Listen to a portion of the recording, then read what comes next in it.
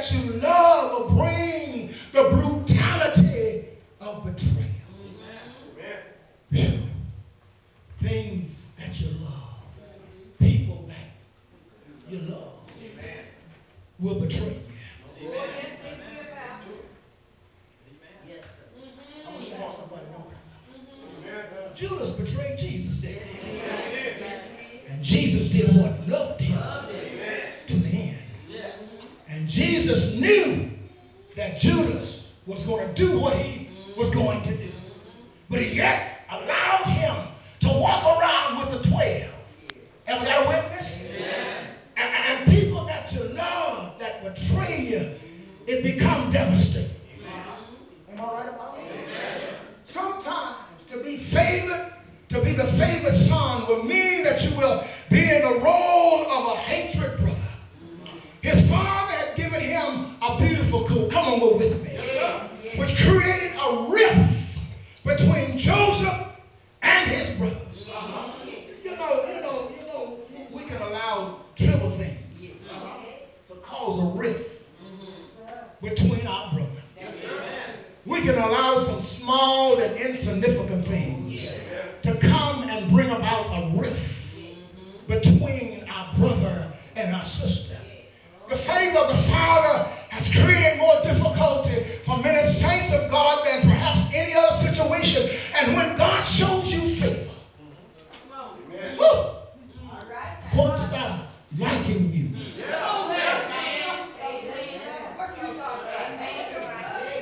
God showed you favor, folk will write you off. When God shows you favor, some folk don't want to have anything to do with you. Am I right about it? Is there any witnesses in the house? When God shows you favor, folk don't want to hear from you. How many know what I'm talking about?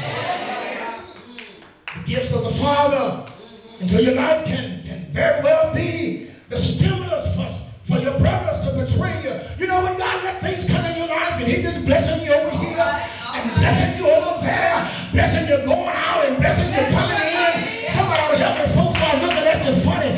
Where did you get all those blessings from? My blessings come from God. And you know your blessings come from God. Every good and perfect gift comes from above. And He gives out good gifts. Anybody in here is a recipient of the good gifts that God has blessed you with in your life. The thing that sealed the deal for them was when Joseph began to rattle off the dreams that had come from God. When he started talking about what God had showed him, they got even more upset. Have I got a witness? His dream had given, that he had given to them the idea that they would be under his hand and being the youngest brother. They just couldn't deal with these dreams that Joseph was having, that he was going to have the upper hand over them. And so they decided that we got to get rid of Joseph. We're not going to have this. He can forget it. Because of the fact that his daddy showed him favor, they got upset with him. And they began to betray him.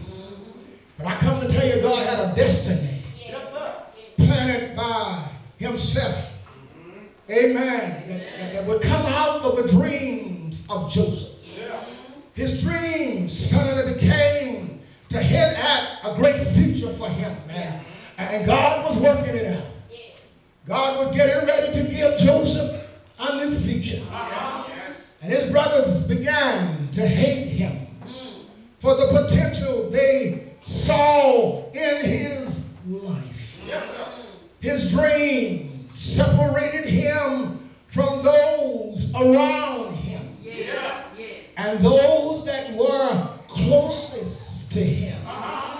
Yes, and the Bible tells us to set your affection, yes, on the things above. And when you have the Father's eyes to see more in life than some very carnal The noose for betrayal will tighten itself. Your dreams will separate you from the common avenues of life. And Joseph was indeed a dreamer. But he was not the one who was an idle daydreamer that was motivated by, yes, selfishness, laziness, and whim. His dreams were motivated by the destiny of God. And can I tell you, when your dreams are motivated by the destiny of God, I don't care how angry your brother might become, because God is getting ready to take you to another level. Is there anybody in the house is getting ready to be taken to another level?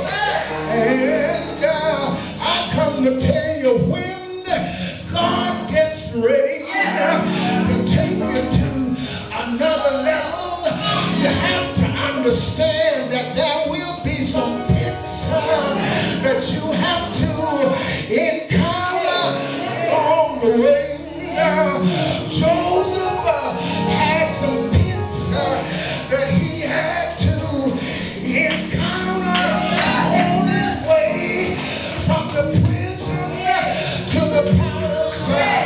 He had folk that didn't believe in the God that he served.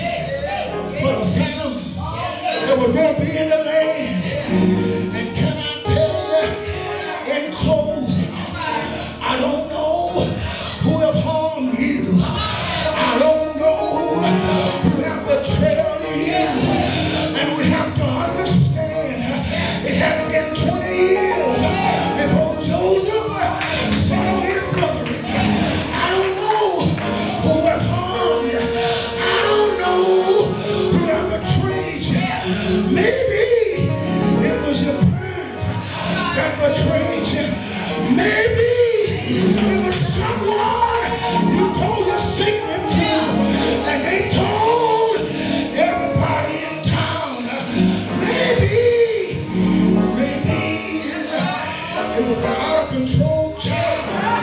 They turn into an out of control adult that betrayed you. But can I tell you, when I look at the story and see how Joseph stacks up with Jesus, see how Joseph went through what Jesus went through, see how Joseph was put in the pit, Jesus was put in the grave, Jesus died, they buried him, but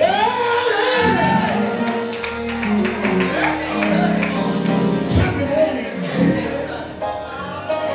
Jesus got up from the pit of the grave.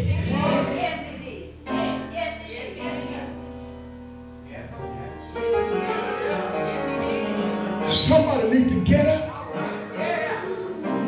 from your pit right now and start trusting in the Lord. Somebody need to get up from that person that betrayed you. Some of us carry grudges. It's hard to go. There's some grudges that some of you in here has been carrying around with you for a long time. And you know who I'm talking to. You won't let it go. It happened 20 years ago. It happened 20 or 30. You get sick. That's what Satan wants. And blood start boiling.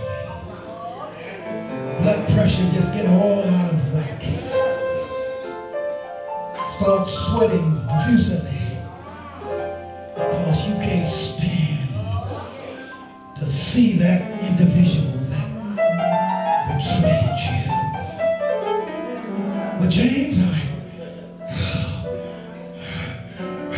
I know folk that have betrayed me. Sister Ella, I know folk that have betrayed me. Some even in this church betrayed me.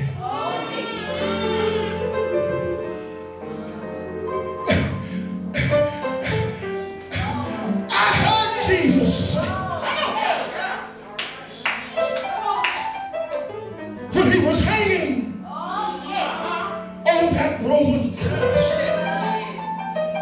look down at his accusers.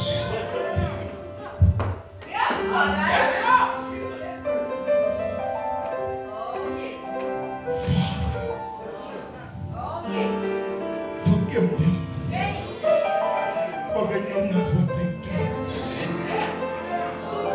And when I let go of the burden, I release myself from the bondage. They may never speak to me again, but when I release them, I release myself. When I pray for them, I release myself. When I see them, I don't turn my eyes all kind of ways in my head. When I see them, I see them, I see them, I see them, and I want to love them. The Bible says he cold on their heads.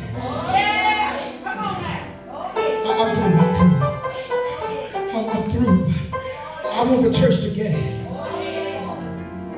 And if we're going to go forward in 2012, we're going to get wounded along the way. Everyone is not going to appreciate you. There'll be many that look over you.